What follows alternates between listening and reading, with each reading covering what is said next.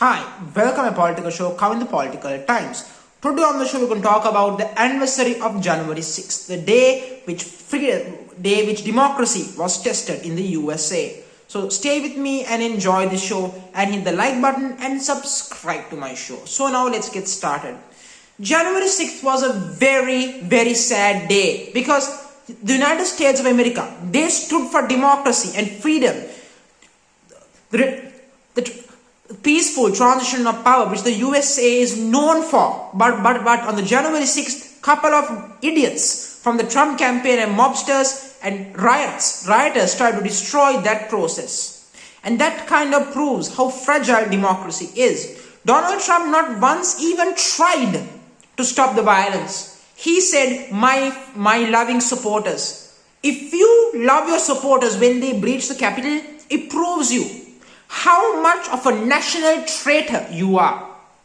Donald Trump calls himself America first. If America is first, then democracy and freedom is the primary thing first. And peaceful transition of power is what makes the United States the greatest country in the world. Even their flaws in war or whatever it is, in the past, there was always one thing you can guarantee. That is, there will always be a peaceful transit of power. But Donald Trump threatened that. The fundamental basics the United States was built on, the basics, the fabric, Donald Trump shamed it that day. Donald Trump wants to run in 2024. He wants to win. If Donald Trump becomes the president of the United States again, this man will shame this country down to absolute moments. There's no question about it. And I'm completely disappointed on the January 6th committee. They should do more on this committee. They should arrest Donald Trump. They should punish every Trump ally who was responsible for January 6th. It was a moment where democracy was tested. And yes, democracy won that day. But how many times can democracy win? What happens if the Democrats lose the midterms? Or the good Republicans, if there are good ones, do exist, lose their seats? What happens if there MAGA supporters in those key places? What happens if presidential election is overturned because those supporters don't like who won the election? What's going to happen? What made the United States the ultimate role model of democracy and freedom it represented? What is it going to be? And that's the truth. But since then, measures have been taken, of course, in the Capitol to make sure security and safety. But the Capitol should not be bothered with this. They should not have problems like this. I'm honestly surprised because I'm a person who have worshipped US policy. I love democracy and freedom. I believe in a peaceful transition of power. And the US is always a place I looked up to. Always throughout my time.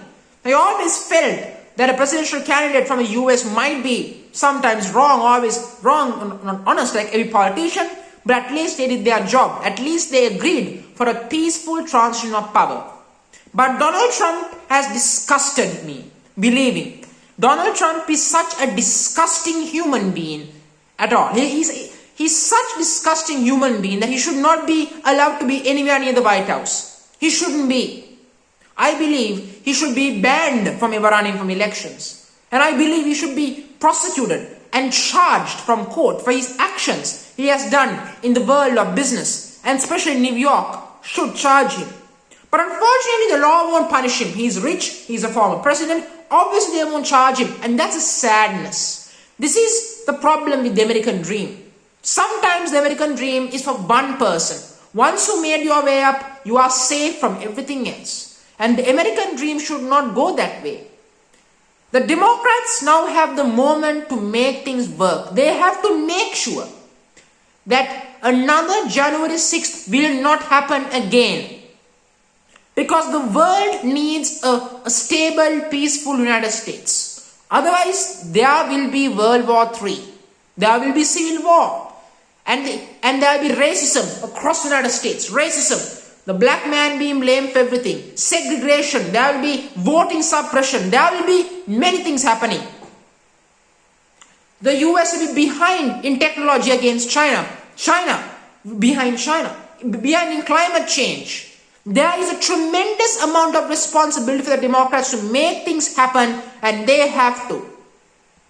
And I personally hope that President Joe Biden will do more rather than just staying back and hoping the old school process. The old school process is now dead, Joe. It's gone. There are no good politicians are left. You got to work with people like Senator Manchin. You have to get things done. The American people deserve goodness. They deserve a good life. They deserve a peaceful transition of power. They do. And I do hope they do more. They need to do more. They have to safeguard right to vote. They have to do those things. They have to.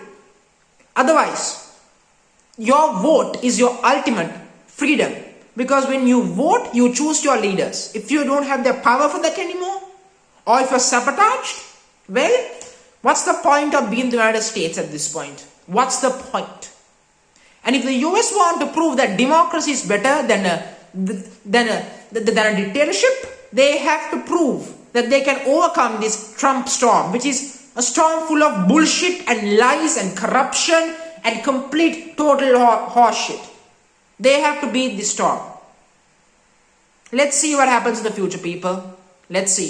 So thank you very much for joining me on the show. And if there's any Trump supporters who are looking at this video, please, I don't give a damn. Thank you very much.